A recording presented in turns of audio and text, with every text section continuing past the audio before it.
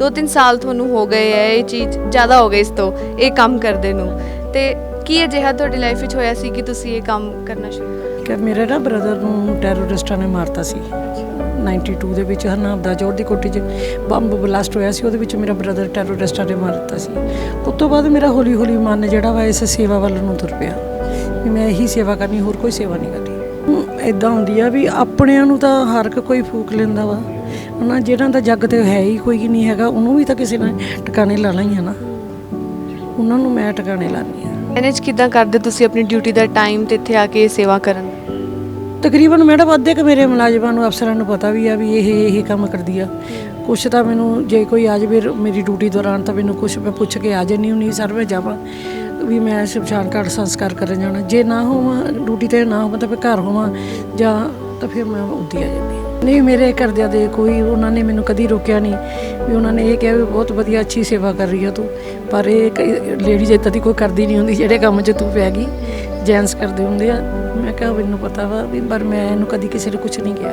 ਹੁਣ ਤੱਕ ਕਿੰਨੀਆਂ ਰੂਹਾਂ ਨੂੰ ਤੁਸੀਂ ਮੁਕਤੀ ਦਵਾ ਚੁੱਕੇ, ਉਹਨਾਂ ਦੀ ਅੰਤਿਮ ਅਰਦਾਸ ਕਰਾ ਚੁੱਕੇ? ਮੈਂ ਘੱਟੋ ਘੱਟ 2200 ਦੀ 2 ਤਾਂ ਹਾਲੇ ਵੀ ਸੰਸਕਾਰ ਪਏ ਆ ਜੀ, ਮੈਂ ਉਹ ਹੁਣ ਕਰਨੇ ਆ। ਮਤਲਬ ਇਨ ਟੋਟਲ ਜੇ ਆਪਾਂ ਦੇਖੀਏ ਤਾਂ ਹੁਣ ਤੱਕ ਕਿੰਨੇ ਹੋ ਚੁੱਕੇ? ਮੇਰੇ 2200 ਹੋ ਗਏ।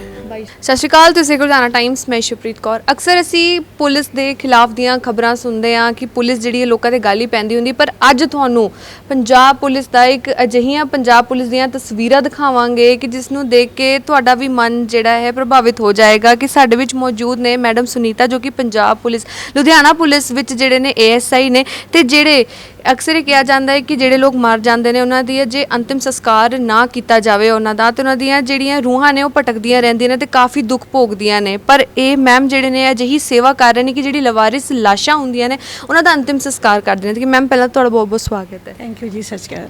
ਤੇ ਮੈਮ ਤੁਸੀਂ ਇਹ ਸੇਵਾ ਕਦੋਂ ਦੀ ਕਰ ਰਹੇ ਹੋ? ਮੈਂ 2019 ਦੀ।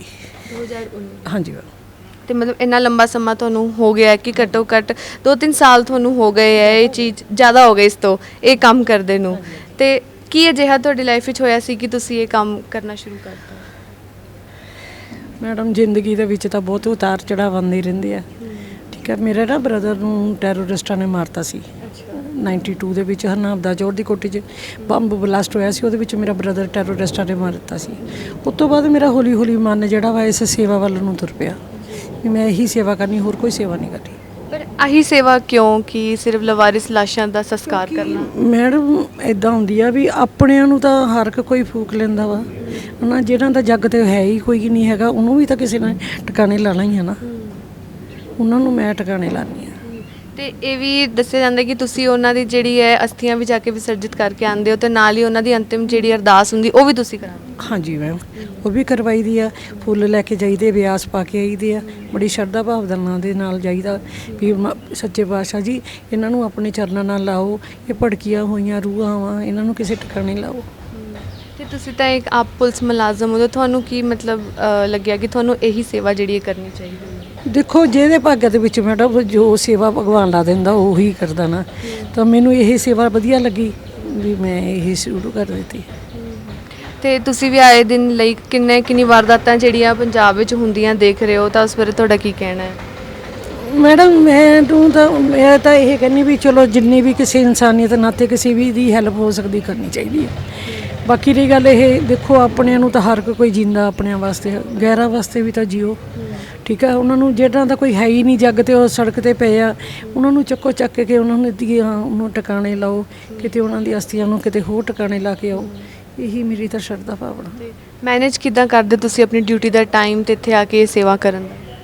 ਤਕਰੀਬਨ ਮੈਡਮ ਅੱਧੇ ਕੁ ਮੇਰੇ ਮੁਲਾਜ਼ਮਾਂ ਨੂੰ ਅਫਸਰਾਂ ਨੂੰ ਪਤਾ ਵੀ ਆ ਵੀ ਇਹ ਕੰਮ ਕਰਦੀ ਆ। ਕੁਛ ਤਾਂ ਮੈਨੂੰ ਜੇ ਕੋਈ ਆ ਜਾਵੇ ਮੇਰੀ ਡਿਊਟੀ ਦੌਰਾਨ ਤਾਂ ਮੈਨੂੰ ਕੁਛ ਮੈਂ ਪੁੱਛ ਕੇ ਆ ਜਾਂਦੀ ਹੁੰਦੀ ਸਰ ਮੈਂ ਜਾਵਾਂ ਵੀ ਮੈਂ ਸ਼ਮਸ਼ਾਨ ਘਾਟ ਸੰਸਕਾਰ ਕਰਨ ਜਾਣਾ। ਜੇ ਨਾ ਹੋਵਾਂ ਡਿਊਟੀ 'ਤੇ ਨਾ ਹੋਵਾਂ ਤਾਂ ਫਿਰ ਘਰ ਹੋਵਾਂ ਜਾਂ ਤਾਂ ਫਿਰ ਮੈਂ ਉੱਦੀ ਆ ਜਾਂਦੀ। ਤੇ ਇਸ ਸਮੇਂ ਤੁਹਾਡੀ ਡਿਊਟੀ ਮਤਲਬ ਕਿੱਥੇ ਹੈ ਤੇ ਕੀ ਡਿਊਟੀ ਹੈ ਤੁਹਾਡੀ? ਮੈਂ ਬਤੌਰ ASI ਆ। ਠੀਕ ਹੈ, ਮੇਰੀ ਜਨਤਾ ਨਗਰ ਨਾਰਕੋਟ ਸੈੱਲ ਦੇ ਵਿੱਚ ਡਿਊਟੀ ਹੈ ਤਾਂ ਮੈਂ ਉੱਥੋਂ ਆਈ ਹਾਂ। ਤੇ ਤੁਹਾਨੂੰ ਸਪੋਰਟ ਮਿਲਦਾ ਹੈ? ਜੇ ਘਰਦਿਆਂ ਦਾ ਸਪੋਰਟ ਵੀ ਮਿਲਦਾ ਹੈ ਇਸ ਚੀਜ਼ ਵਿੱਚ ਕਿ ਤੁਸੀਂ ਇਹ ਸੇਵਾ ਕਰ ਰਹੇ ਹੋ? ਤੁਹਾਡੇ ਘਰਦਿਆਂ ਦੇ ਕੀ ਵਿਊਜ਼ ਨੇ ਇਸ ਬਾਰੇ? ਨਹੀਂ ਮੇਰੇ ਘਰਦਿਆਂ ਦੇ ਕੋਈ ਉਹਨਾਂ ਨੇ ਮੈਨੂੰ ਕਦੀ ਰੋਕਿਆ ਨਹੀਂ ਵੀ ਉਹਨਾਂ ਨੇ ਇਹ ਕਿਹਾ ਵੀ ਬਹੁਤ ਵਧੀਆ ਅੱਛੀ ਸੇਵਾ ਕਰ ਰਹੀ ਆ ਤੂੰ, ਪਰ ਇਹ ਲੇਡੀਜ਼ ਇੱਦਾਂ ਦੀ ਕੋਈ ਕਰਦੀ ਨਹੀਂ ਹੁੰਦੀ ਜਿਹੜੇ ਕੰਮ 'ਚ ਤੂੰ ਪੈ ਗਈ, ਜੈਂਟਸ ਕਰਦੇ ਹੁੰਦੇ ਆ। ਮੈਂ ਕਿਹਾ ਮੈਨੂੰ ਪਤਾ ਵਾ ਵੀ ਪਰ ਮੈਂ ਇਹਨੂੰ ਕਦੀ ਕਿਸੇ ਨੇ ਕੁਛ ਨਹੀਂ ਕਿਹਾ। ਤੇ ਮਤਲਬ ਕਿ ਤੁਹਾਡੇ ਭਰਾ ਨਾਲ ਇਨਸੀਡੈਂਟ ਹੋਇਆ ਸੀ ਉਸ ਕਰਕੇ ਤੁਸੀਂ ਮਤਲਬ ਇਸ ਸੇਵਾ ਵਿੱਚ ਪੈ ਗਏ ਕਿ ਇੱਕ ਜਿਵੇਂ ਉਹਨਾਂ ਦਾ ਵੀ ਕਹਿਣਾ ਹੈ ਕਿ ਇੱਕ ਮਤਲਬ ਇੱਕ ਔਰਤ ਹੋਣ ਦੇ ਨਾਤੇ ਤੁਸੀਂ ਇਹ ਸੇਵਾ ਕਰ ਰਹੇ ਹੋ। ਹਾਂਜੀ ਹਾਂਜੀ ਬਸ ਮੈਡਮ ਇੱਦਾਂ ਹੀ ਆ, ਕੋਈ ਕਿਸੇ ਨੂੰ ਭਗਵਾਨ ਕੋਈ ਸੇਵਾ ਲਾ ਦਿੰਦਾ, ਕਿਸੇ ਨੂੰ ਕੋਈ ਲਗਾ ਦਿੰਦਾ। ਮੇਰੀ ਮਹਾਰਾਜ ਨੇ ਇਹੀ ਸੇਵਾ ਲਗਾਤੀ, ਮੈਂ ਇਸ ਪਾਸੇ ਨੂੰ ਤੁਰ ਪਈ।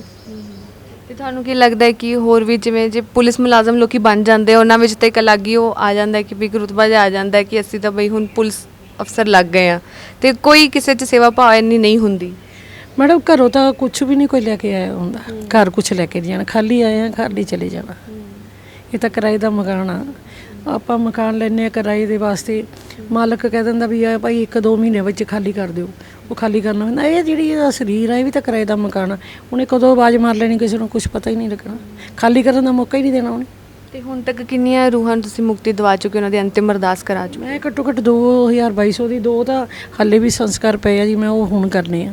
ਨਹੀਂ ਮਤਲਬ ਇਨ ਟੋਟਲ ਜੇ ਆਪਾਂ ਦੇਖੀਏ ਤਾਂ ਹੁਣ ਤੱਕ ਕਿੰਨੇ ਹੋ ਚੁੱਕੇ? ਮੇਰੇ 2200 ਹੋ ਗਏ। 2200 ਹੋ ਗਏ। ਹਾਂਜੀ। ਤੇ ਤੁਹਾਡੇ ਮਤਲਬ ਘਰਦਿਆਂ ਦਾ ਕੋਈ ਇਸ ਬਾਰੇ ਮਤਲਬ ਕਦੇ ਤੁਹਾਨੂੰ ਰੋਕਿਆ ਟੋਕਿਆ ਨਹੀਂ, ਉਹਨਾਂ ਨੇ ਸਪੋਰਟ ਪੂਰਾ ਰਿਹਾ? ਹਾਂਜੀ ਹਾਂਜੀ ਪੂਰਾ ਸਪੋਰਟ ਆ ਮੈਨੂੰ। ਤੇ ਤੁਸੀਂ ਇੱਕ ਮੈਸੇਜ ਕੀ ਦੇਣਾ ਚਾਹੋਗੇ ਕਿ ਵੀ ਸਾਰਿਆਂ ਨੂੰ ਕੋਈ ਨਾ ਕੋਈ ਤਰ੍ਹਾਂ ਦੀ ਸੇਵਾ ਜ਼ਰੂਰ ਕਰਨੀ ਚਾਹੀਦੀ ਹੈ? ਜੱਗ ਤੇ ਆਏ ਆ, ਕੋਈ ਨਾ ਕੋਈ ਚੰਗਾ ਕਰਮ ਕਰਕੇ ਜਾਓ। ਉੱਪਰ ਚੱਲੇ ਤਾਂ ਸਾਰਿਆਂ ਨੇ ਜੱਗ ਤੋਂ ਜਾਣਾ, ਕਿਸੇ ਦੇ ਅੱਗੇ ਕਿਸੇ ਨੇ ਪਿੱਛੇ। ਇਨਸਾਨੀਅਤ ਨਾਤੇ ਆਪਣਾ ਹੱਕ ਬਣਦਾ ਵੀ ਆਪਾਂ ਸੇਵਾ ਕਰਕੇ। ਤੇ ਮੈਮ ਜੇ ਜਿਹੜਾ ਇਹ ਸਾਰਾ ਹੁੰਦਾ ਹੈ, ਜਿਹੜਾ ਅਸਥੀਆਂ ਉਸੇ ਤੁਸੀਂ ਵਿਸਰਜਿਤ ਕਰਦੇ ਹੋ, ਅਰਦਾਸ ਕਰਾਉਂਦੇ ਹੋ, ਸਾਰਾ ਇਸ ਦਾ ਖਰਚਾ ਤੁਸੀਂ ਕਿੱਦਾਂ ਕਰਦੇ ਹੋ? ਮੈਂ ਆਪਣੀ ਸੈਲਰੀ ਚੋਂ ਕਰਦੀ ਹਾਂ। ਆਪਣੀ ਸੈਲਰੀ ਚੋਂ ਸਾਰਾ ਖਰਚਾ ਕਰਦੇ ਹੋ? ਹੁਣ ਅਸੀਂ ਅਗਲੇ ਮਹੀਨੇ ਇਹਨਾਂ ਦੀ ਅੰਤਿਮ ਅਰਦਾਸ ਕਰਾਵਾਂਗੇ, ਫਿਰ ਨਾਲੇ ਲੰਗਰ ਲਗਾਵਾਂਗੇ। ਤੇ ਲੰਗਰ ਵੀ ਤੁਸੀਂ ਲਗਵਾਉਂਦੇ ਹੋ ਸਾਰਿਆਂ ਦਾ? ਤੇ ਲੰਗਰ ਇਹ ਖੁੱਲਾ ਲੰਗਰ ਹੁੰਦਾ ਸਾਰਿਆਂ ਲਈ? ਹਾਂਜੀ ਹਾਂਜੀ ਜਿੰਨੀ ਕੁ ਸ਼ਰਧਾ ਹੁੰਦੀ ਉਹਨਾਂ ਕੇ ਕਰ ਲਈਦਾ। ਮੈਮ ਤੁਸੀਂ ਕਦੇ ਸੋਚਿਆ ਸੀ ਕਿ ਆਪਣੀ ਜ਼ਿੰਦਗੀ 'ਚ ਕਿ ਤੁਹਾਨੂੰ ਅਜਿਹੀ ਸੇਵਾ ਕਰਨ ਦਾ ਮੌਕਾ ਮਿਲੇ? ਨਹੀਂ ਮੈਮ ਪਹਿਲਾਂ ਨਹੀਂ ਸੀ ਮੈਂ ਸੋਚਿਆ, ਭਗਵਾਨ ਨੇ ਮੇਰੀ ਡਿਊਟੀ ਹੋਣ ਲਗਾਈ ਆ, ਮੈਂ ਕਿਹਾ ਚਲੋ ਇਹ ਆਪਣੀ ਸ਼ਰਧਾ ਭਾਵ ਦੇ ਨਾਲ ਡਿਊਟੀ ਕਰਨੀ ਚਾਹੀਦੀ ਹੈ। ਤੇ ਤੁਸੀਂ ਹੁਣ ਇੱਥੇ ਸੰਸਕਾਰ ਕੀਤਾ ਹੈ ਇਹਨਾਂ 2 ਲਵਾਰਿਸ ਲਾਸ਼ਾਂ, ਕਿੱਦਾਂ ਦਾ ਮਹਿਸੂਸ ਹੋ ਰਿਹਾ? ਮਨ ਨੂੰ ਸ਼ਾਂਤੀ ਮਿਲੀ ਵੀ ਇਹਨਾਂ ਦਾ ਵੀ ਕੋਈ ਹੈ ਆਪਣਾ, ਵੀ ਜਿਹੜਾ ਕੋਈ ਇਹਨਾਂ ਨੂੰ ਟਿਕਾਣੇ ਲਗਾਊਗਾ। ਤੇ ਤੁਹਾਨੂੰ ਕਿੱਦਾਂ ਪਤਾ ਲੱਗਦਾ ਹੈ ਜਾਂ ਕੌਣ ਤੁਹਾਨੂੰ ਦੱਸਦਾ ਹੈ ਇਸ ਬਾਰੇ? ਕਿੱਦਾਂ ਤੁਸੀਂ ਇਹਨਾਂ ਦੇ ਸੰਪਰਕ 'ਚ ਆਉਂਦੇ ਹੋ ਕਿ ਬਈ ਇਹ ਲਾਸ਼ਾਂ ਜਿਹੜੀਆਂ ਨੇ ਲਵਾਰਿਸ ਲਾਸ਼ਾਂ ਨੇ?